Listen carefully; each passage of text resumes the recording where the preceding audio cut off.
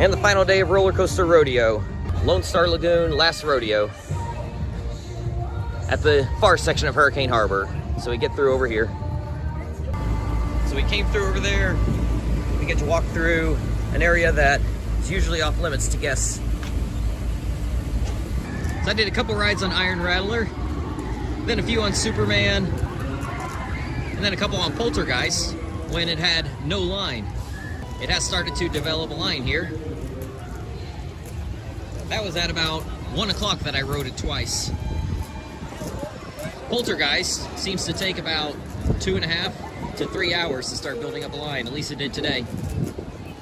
So if you want to get a lot of laps on this, do it early. Then I got the first meal for my dining plan. I did the Pete's Eats chicken sandwich right next to Poltergeist. That was actually pretty good. I'm trying to take it easier today, not do as much riding. Of course, we don't have as much time today, but it's also super hot. It just feels that way because it was 80 degrees on Friday. That's unusual for San Antonio. 2 years ago when I was here, it was over 100 every day. Right across from Iron Rattler is this teaser.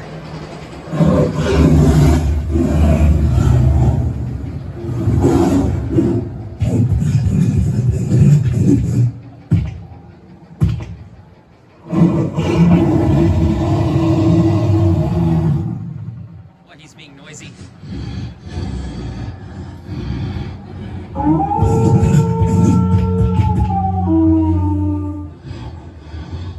Alright, once again made it. 10 laps on Iron Rattler today.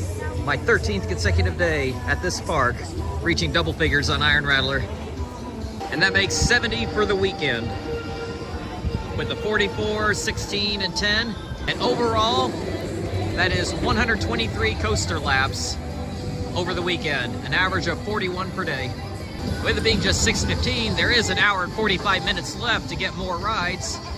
However, I'm gonna go see the Forever Hollywood show again, and then I'm gonna head over to SeaWorld. SeaWorld closes at 9, so if I head over there, I can have an hour and a half. Chance to get a few rides over there.